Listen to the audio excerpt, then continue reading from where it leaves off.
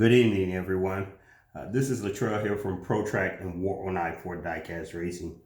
As many of you may be aware, we've just released our own line of gravity race cars utilizing 3D printing. On Black Friday, we released our first vehicle, the Bloodhound, and I have several shipments going out. I want to take a moment to show you a little bit about the vehicle, how to prep your vehicle for paint and applying the wheels and ultimately racing.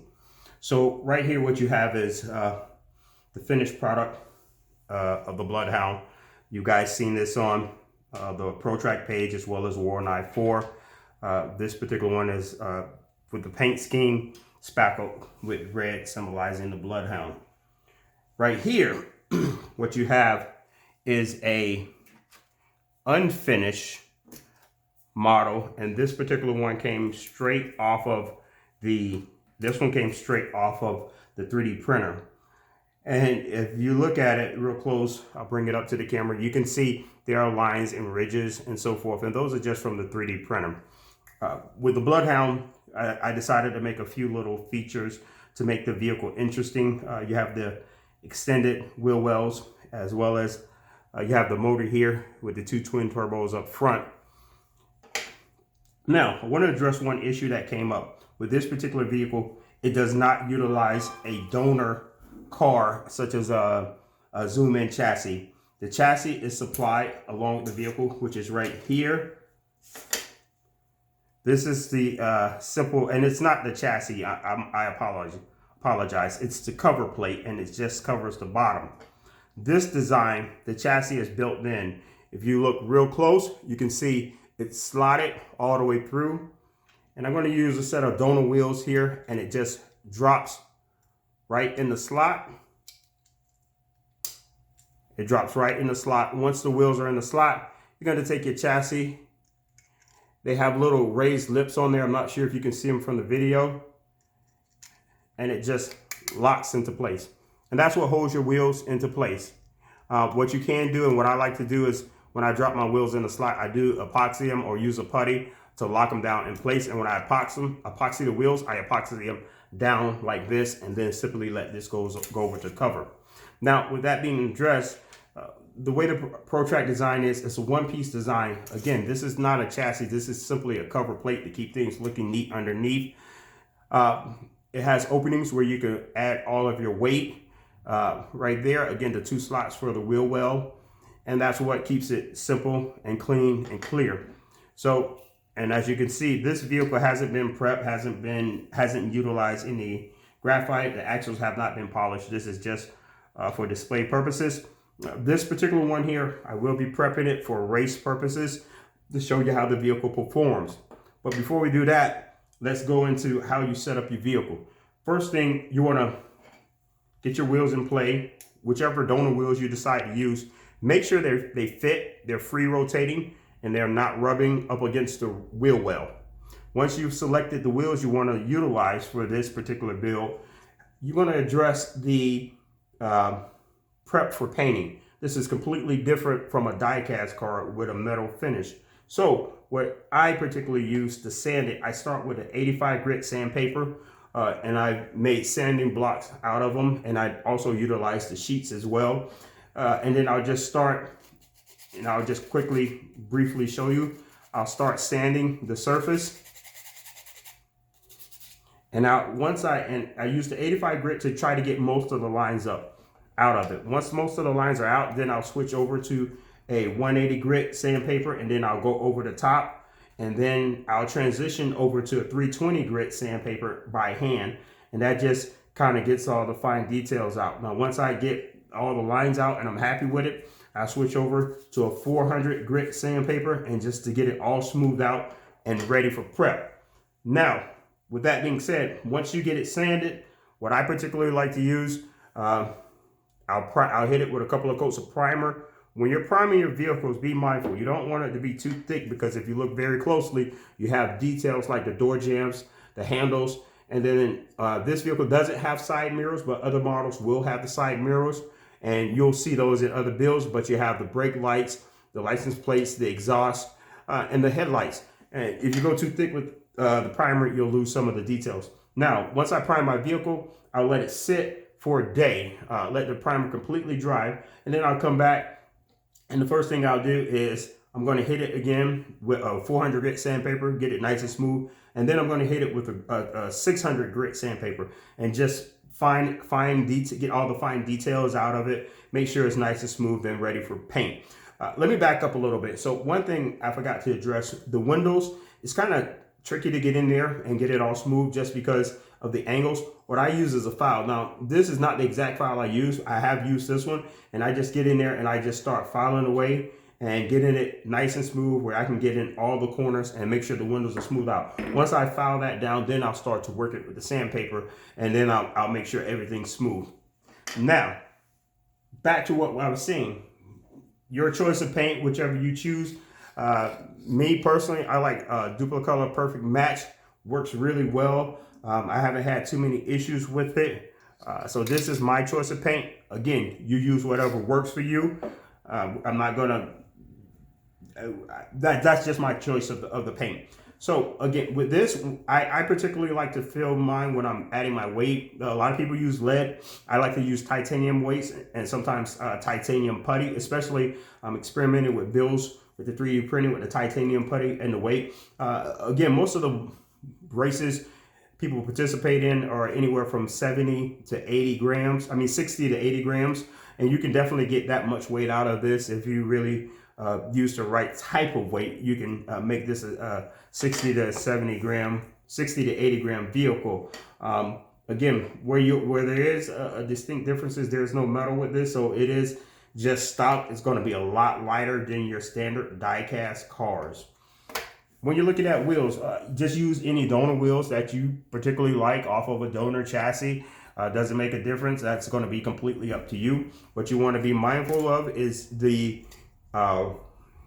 track width right here and right here where the axles sit in, and you just want to make sure they're going to sit in there and they don't drift too much or they're not rubbing too tight. Now, if it is rubbing tight, you do have the option of sanding this down a little bit and then making it work for you that way. Once I have the vehicle all prepped, then and while I'm painting it, I'll start working my wheels, polishing them, get the graphite in them and everything. Once it's all painted and ready to go, I like to work real hard in here with graphite and just working it in there anywhere there's going to be a friction point and it's going to be rubbing. I tend to work it very hard with graphite, and again, your graphite is going to be your choice. This particular plate, the way it's designed, it only fits one way, so if I try to put it on backwards, the knobs, they kind of line up, but there's a gap here that you'll notice, and it shouldn't be there. It should be fairly flush. So when you put it in the right way, that it's going to sit flush end to end, and then on the width as well, it's going to sit flush. So be mindful of that when you're attaching your plate. Now, how do you want to attach this? A couple of ways you can do it. If you want to get back into your chassis and maybe do work later on, you can just tap it right here with some small screws and screw it into place, or just a little tiny the slightest amount of glue dab here. That way later on you could just pop it off and then get in there, and that's why we do this. Now, the reason I decided to come up with this concept is because a lot of the name brand cars we use for racing, what happens, they release a new model, someone comes into the store, they buy all of the models, and now you can't find the model that you want. You're going to go on eBay and pay well over premium prices for it if you choose to go that route. With ProTrack, this model that's in production will always be in production. You place your order, I receive the order with the model number. Your vehicle, if I tend to keep some in stock. If I'm out of stock, I'll print your vehicle. It takes a couple hours, and then by the next day, we'll have it shipped out to you. Now that can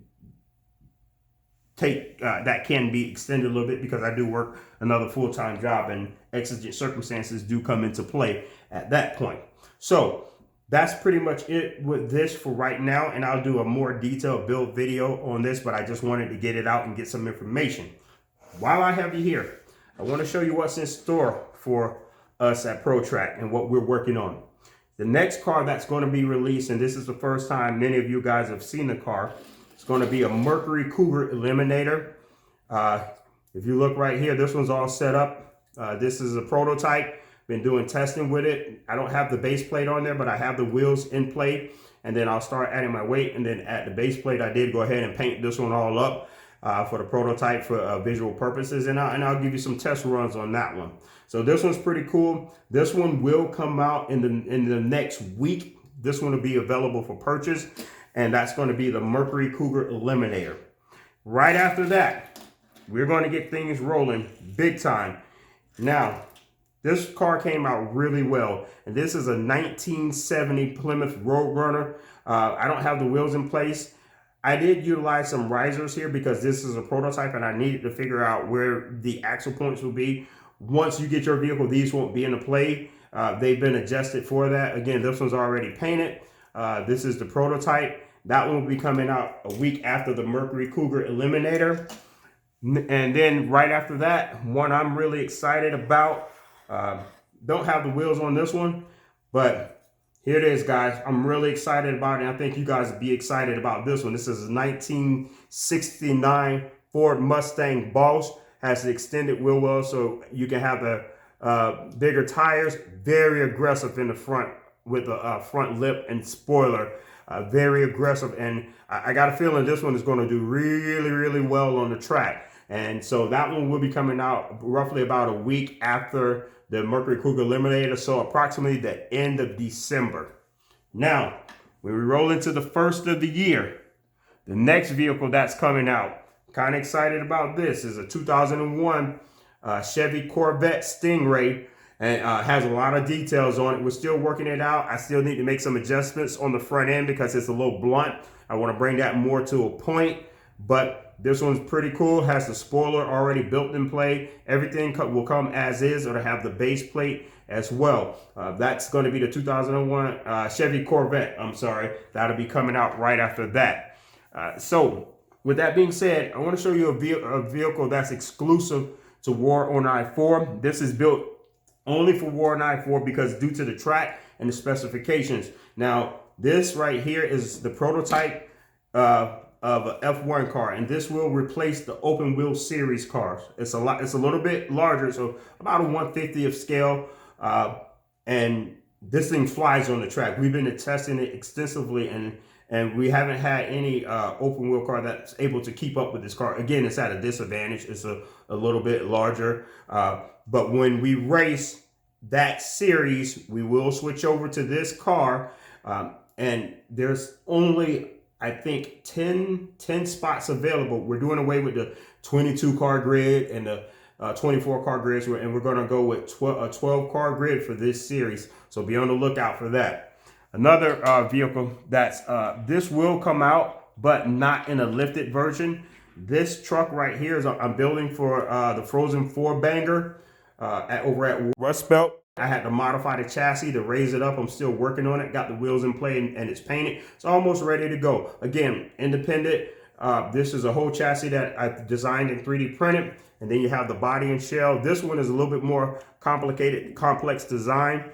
And so that will come out in the Speed Demon series. And the Speed Demon series is those cars have a long wheelbase, a little bit larger wheel well to go with bigger tires. And they're designed for mainly drag racing on just straight drag racing with a little bit longer wheelbase. And I'll give you an example. This is a Corvette, that same Corvette that you just saw, but it's extended with a longer wheelbase, with a thicker chassis, and it's designed strictly for drag racing. This will come out in the Speed Demon series as well. And to give you a size comparison, you can see the difference in size. It's a little bit longer, but again, this is for drag racing. All of these cars, except for the F1 car, will fit on the orange Hot Wheel track. That when we design them, we use that specification because we know many of you guys out there like to use that track. So these cars will fit on the orange Hot Wheel track. If you have any questions, feel free to reach out to me on my personal Facebook page for a faster response. That's Latrell Church, or you can send a message to ProTrack or even War on I-4, and I'll get in contact with you as soon as I can. Hey, thank you guys for all your support. Y'all have a good night.